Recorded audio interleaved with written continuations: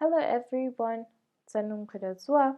Darasinmu na yau shine pre-eclampsia da eclampsia.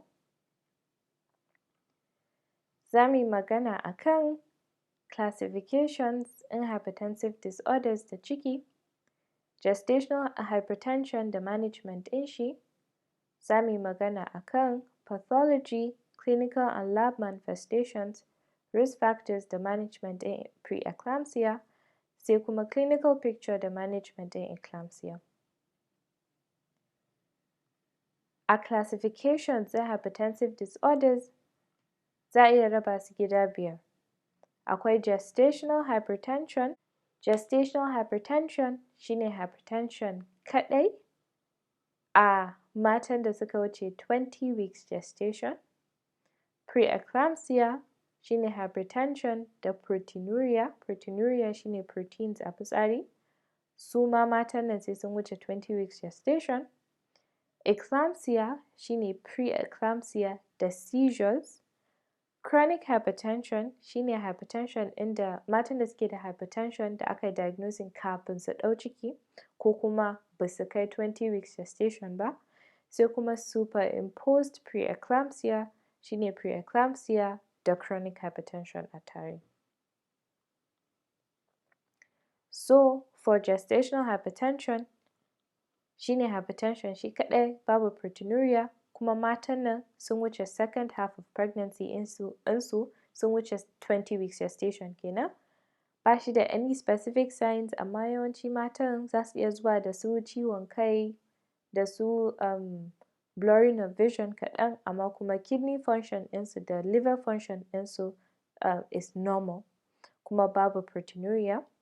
Amma matsalar shine matan da suke da gestational hypertension za su iya developing pre-eclampsia. So idan an zo managing ɗinsu ba sai admitting ɗinsu ba, amma with every visit ya kamata a dinga yin constant urine analysis saboda a dinga ruling out pre-eclampsia. Da kuma za a iya ba su antihypertensive drugs in BP ɗinsu constant increase yake nunawa, so za a iya ba su methyl dopa. Sai kuma a duba fetal surveillance saboda a ga lafiyan bebin. For pre-eclampsia shine hypertension da proteinuria a matan da suka wuce su ma second half in pregnancy ɗinsu kenan sun wuce 20 weeks gestation. Kuma ana diagnosing pre-eclampsia ne based on BP da urine da blood samples. A severe form of pre-eclampsia, patients suna iya developing wani syndrome inda ake kira HELP syndrome. Meaning ɗin HELP syndrome ɗin shine hypertension da hemolysis, elevated liver enzymes da low platelets, a severe form of pre-eclampsia kenan. A pathology ɗin za a iya cewa lack of deserialization of myometrial segments in spiral arteries. Wannan is just a fancy way of saying spiral arteries ɗin ba su yi undergoing changes inda ya kamata su yi undergoing ba in preparation for the pregnancy. Ko kuma capillary endotheliosis. Endotheliosis shine deposition ɗin fibrous material a endothelium ɗin capillary. Wannan zai iya saka su su sirance, su yi narrowing, ko kuma ya ma toshe su gabaki ɗaya. Da ischemia, hemorrhage ko necrosis. Kuma waɗannan abubuwan uku suna leading to intravascular volume constriction.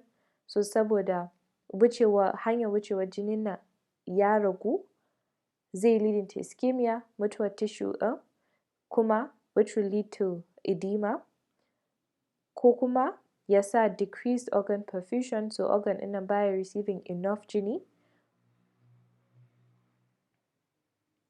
ko kuma decreased organ perfusion, so organs ba sa receiving enough jini, kuma wannan zai iya sa intrauterine growth retardation a wurin baby ɗin, zai iya sa reduction in renal clearance, su subcapsular liver hemorrhage da necrosis, su retinal hemorrhage, su vascular endothelial damage ɗin dai da yawa dai. A criteria for diagnosing ɗin pre-eclampsia za a iya raba shi gida biyu into mild and severe. Mild form, waɗannan patients ɗin suna da BP inda ya wuce 140/90, suna da proteinuria inda ya wuce 0.3 grams a 24 hours ko kuma protein creatinine ratio ɗinsu ya wuce 0.3, kuma suna da mild non-specific symptoms kamar su ciwon kai, su weight gain, su bloating, slower lymphedema, kumburin kafa, amma kuma duk wannan ba amfani da wannan mild symptoms ɗin a diagnosing ɗin shi saboda akwai shi a normal pregnancy anyway. So amma kuma the key thing is that kidney da liver function ɗinsu da complete blood count ɗinsu is almost normal, kawai dai suna da proteinuria, suna da hypertension a mild form.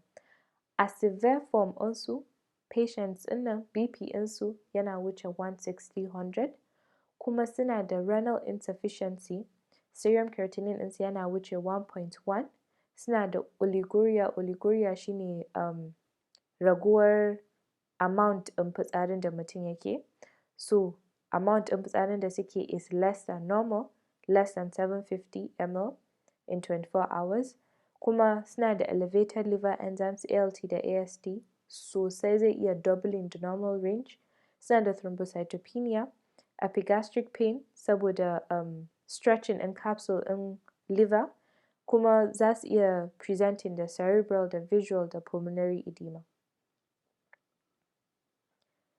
Risk factors in pre-eclampsia, prima gravida, first time pregnancy, very common, multifetal pregnancy ko kuma hydatid mole, extremes of age, if matan nan are less than 20 ko kuma more than 35 suna da higher chance in samun pre-eclampsia, in suna da diabetes mellitus ko kuma if they're obese, suna da chronic hypertension ko kuma suna da kidney disease, suna da history in previous pre-eclampsia ko kuma suna da SLE disease, which is an autoimmune disease shima da yake yawanci affecting middle-aged mata. A management in pre-eclampsia, if based on diagnosis ya an gane it is mild, it is not severe, baya ƙaruwa, kuma lafiyan baby has been guaranteed, babyn is fine, za a iya managing waɗannan patients ɗin conservatively, bai kamata a delivering baby ɗin ba sai sun kai 37 weeks, sai sun wuce ma 37 weeks, so that a ensuring long maturity in baby. Amma if it is severe, kuma is progressive, kuma matan nan sun wuce 34 weeks, kuma an ga baby ɗin nan is under distress ko kuma an ga dai babyn zai experiencing any form of compromise, ko kuma an ga ta yi fara developing HELLP syndrome, ya kamata a yi immediate delivery. A severe, in kuma an gani it is severe, bata kai 34 weeks ba amma kuma babu fetal compromise, za a iya stabilizing ɗinta a jira, like a postponing delivery in har sai ta kai 34 weeks saboda ka a yi delivering baby without a matured lungs. So for optimal lung maturity za a yi delaying har sai ta kai 34 weeks if babu fetal compromise. In akwai fetal compromise, it's always immediate delivery. A eclampsia kuma, kamar yadda muka faɗa, eclampsia shine pre-eclampsia da seizures without any underlying disease. Abubuwan da suke janyo eclampsia ba a tabbatar ba, amma ana zaton saboda maybe cerebral vasospasm ne yake sa hypoperfusion ɗin ƙwaƙwalwa, so ƙwaƙwalwa ba ta receiving enough blood flow.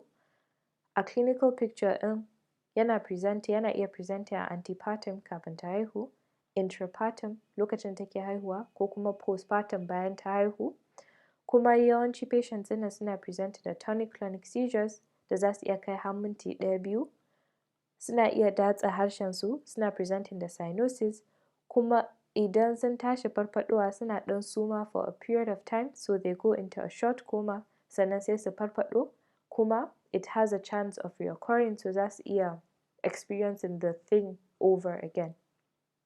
Idan an zo management ɗin, because mun riga da mun ce suna iya datse harshensu, sai an yi protecting harshe, sai an ensuring airway, sai an yi stopping convulsion ɗin, shine ake bada magnesium sulfate da diazepam, sai an yi lowering BP ɗin da IV hydralazine da labetalol, sai kuma prompt delivery of course, induction of labour ko kuma CS, bayan ta haihu postpartum care ana bada magnesium sulfate saboda a yi preventing for future for postpartum seizures.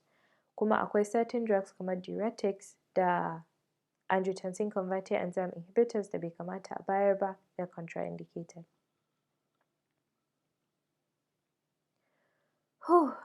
An dai ji jiki. If you have made it to the end of this video, congratulations on your attention span. If you have liked this video or it has been helpful to you in any way, don't forget to like, subscribe, and if you would like me to talk on any other topic, leave a comment in the comment section, and I'll see you in the next video. See you, Anjuma.